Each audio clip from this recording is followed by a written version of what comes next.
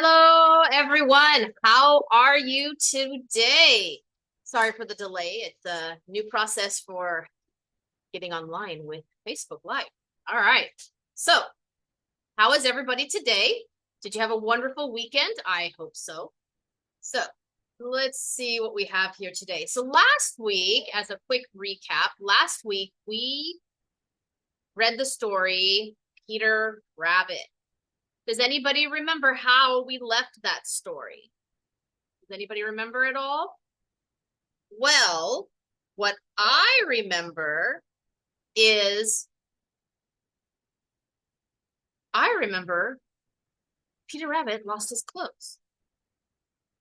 Does anybody else remember this? I do. And I wonder what happened to Peter Rabbit's clothes? Interesting thought, right?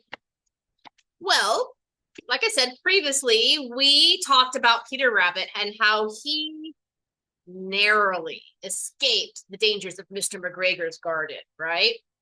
But our adventure is not quite over yet. So today we're going to revisit Peter Rabbit as he teams up with his cousin, Benjamin Bunny, to return to the garden and recover the clothes he lost. But with Mr. McGregor nearby, anything could happen. So let's continue our mischievous tale of Benjamin Bunny, where courage and adventure collide once more. So let's get started, shall we?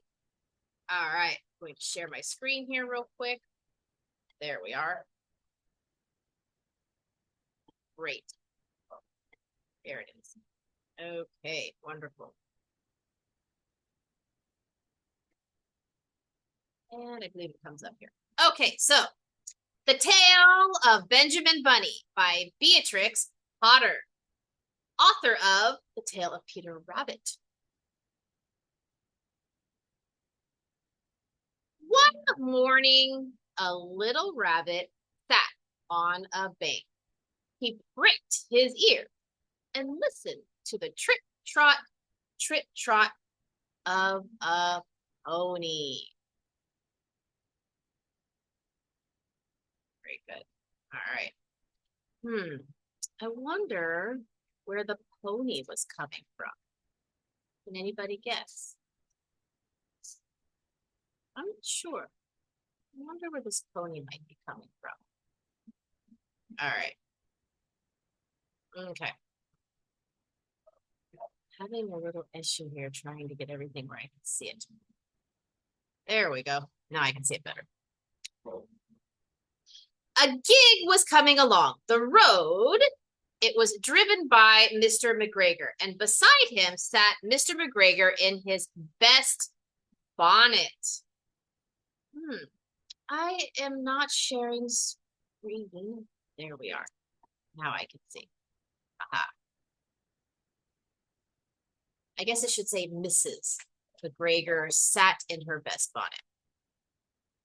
As soon as they had passed, little Benjamin Bunny slid down into the road and set off with a hop, skip, and a jump to call his relations, who lived in the wood at the back of Mr. McGregor's garden. I wonder who he's going to visit. That wood was full of rabbit holes. And in the neatest, sandiest hole of all lived Benjamin's aunt and his cousin, Flopsy, Mopsy, Cottontail, and Peter.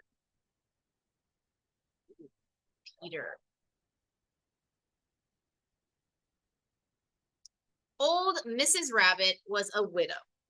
She earned her living by knitting rabbit woolen mittens and muffets. I once bought a pair at a bazaar. Does anybody know what a bazaar is? Have you heard of this? It's usually a place that people will go, usually set up in maybe a gazebo, or when I was a child, it was in the the church or in the school gymnasium, and people would come in and sell homemade items like knitted sweaters, or maybe somebody had made some bowls. So we would go into this bazaar and we would buy homemade items. So Mrs. Rabbit knitted mittens and muffins. She also sold herbs and rosemary tea and rabbit tobacco, which is what we call lavender. Little Benjamin did not very much want to see his aunt.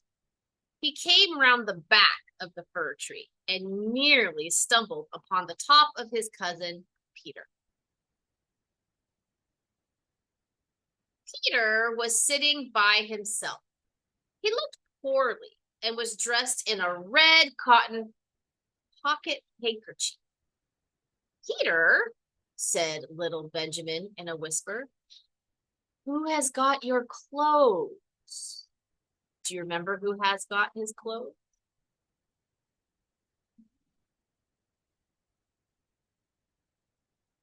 Peter replied, the scarecrow in Mr. McGregor's garden, and described how he had been chased about the garden and had dropped his shoes and coat. Little Benjamin sat down beside his cousin and assured him that Mr. McGregor had gone out in a gig, and Mrs. McGregor also, and certainly for the day, because she was wearing her best bonnet. Peter said he hoped that it would rain. At this point, old Mrs. Rabbit's voice was heard inside the rabbit hole calling, Cottontail, Cottontail, some more chamomile. Peter said he thought he might feel better if he went for a walk. They went away hand in hand and got upon the flat top of the wall at the bottom of the wood.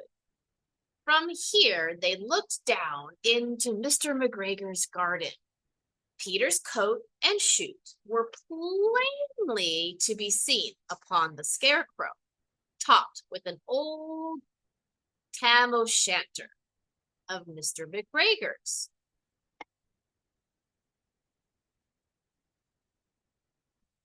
Little Benjamin said, it spoils people's clothes to squeeze under a gate. The proper way to get in is to climb down a pear tree.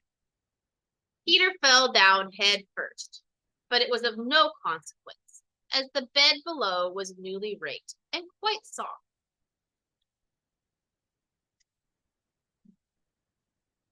It had been sown with lettuces. They left a great many odd little footmarks all over the bed, especially little Benjamin, who was wearing clogs.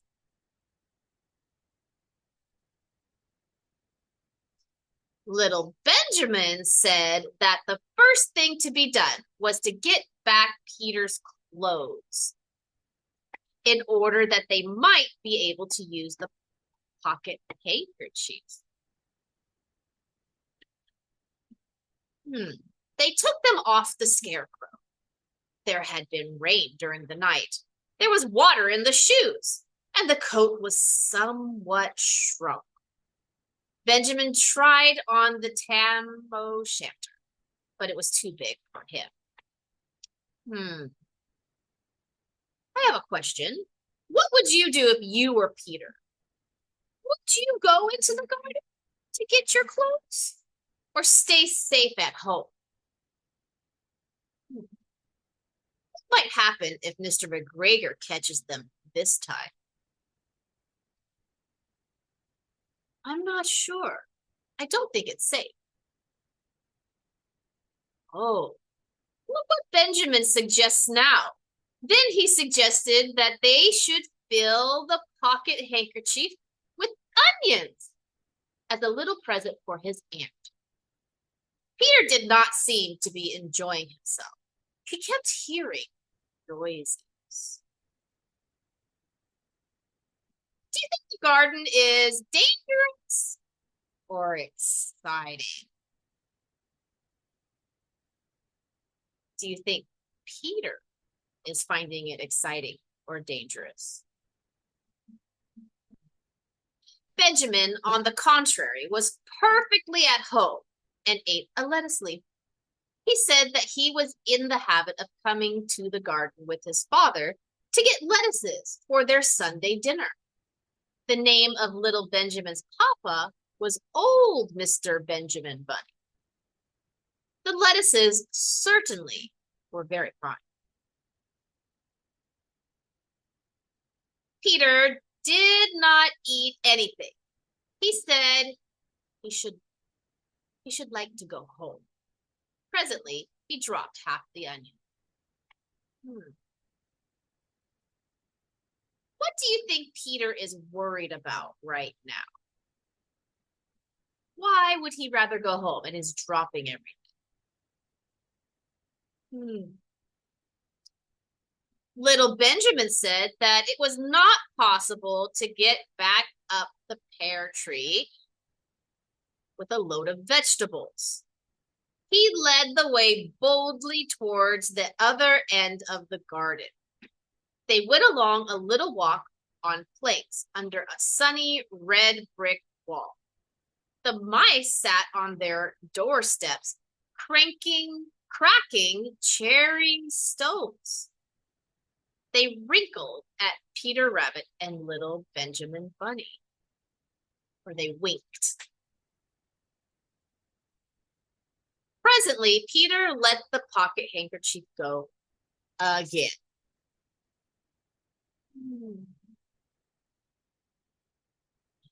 They got amongst flower pots and frames and tubs. Peter heard noises worse than ever.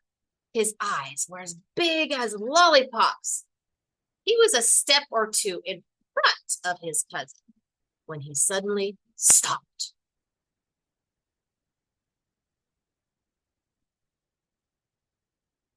This is what those little rabbits saw round the corner. Little Benjamin took one look, and then, in half a minute, less than no time, he hid himself and Peter and the onions underneath a large basket.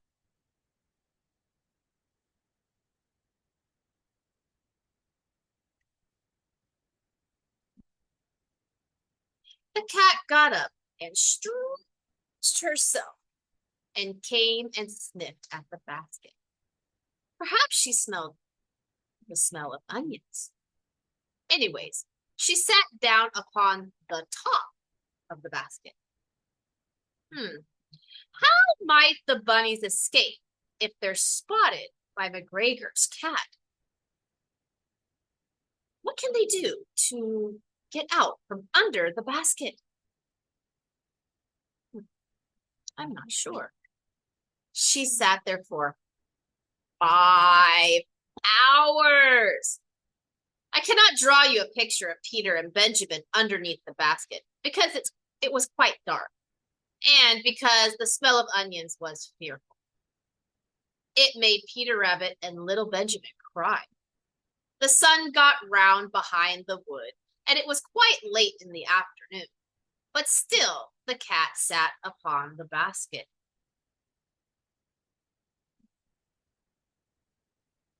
At length, there was a pitter-patter, and some bits of mortar fell from the wall above. The cat looked up and saw old Mr. Benjamin Bunny, prancing along the top of the wall of the upper terrace. He was smoking a pipe of rabbit tobacco loudly and had a little switch in his hand. He was looking for his son. Old Mr. Bunny had no opinion whatever of cats. He took a tremendous jump off the top of the wall and onto the top of the cat and cuffed it off the basket and kicked it into the greenhouse, scratching off a handful of fur. The cat was too much surprised to scratch back. When old Mr. Bunny had driven the cat into the greenhouse, he locked the door. Then he came back to the basket and took out his son Benjamin by the ears and whipped him with the little switch. Then he took out his nephew Peter. Looks like Benjamin's father was quite angry. Then he took out the handkerchief of onions and marched out of the garden. When Mr. McGregor returned about half an hour later, he observed several things which perplexed him. What do you think those things might be? Can you remember all the mischief the rabbits got into that might perplex Mr. McGregor? It looked as though someone or some person had been walking all over the garden in a pair of clogs. Only the foot markers were too ridiculously little.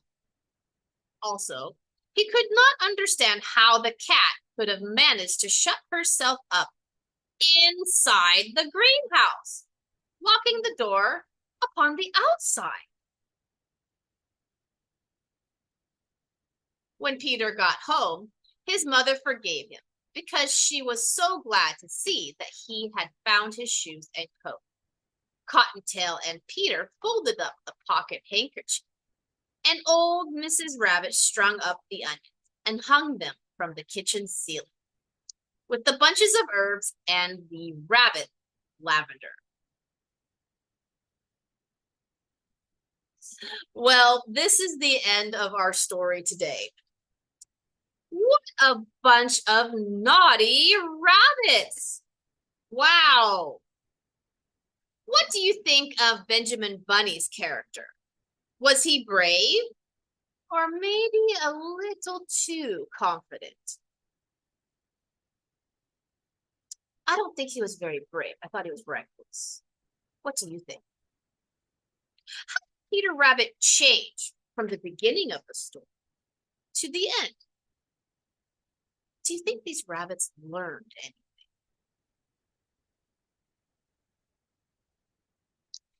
Benjamin and Peter took a big risk by going back into Mr. McGregor's garden.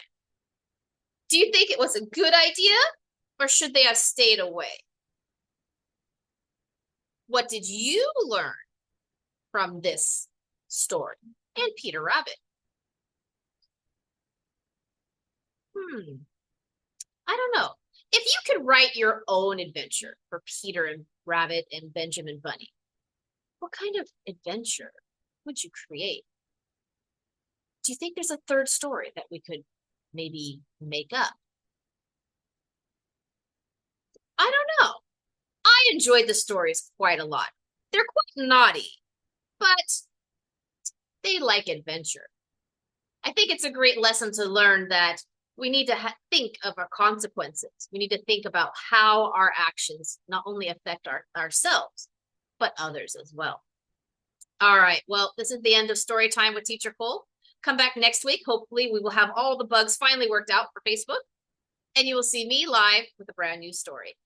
Next week, we start our live series with October themed stories. So you will start seeing Halloween stories, okay? Also, don't forget that starting in October, yes, the first Thursday in October, we will start our Teachers Live series, where we will have a live teacher join me and teach a lesson.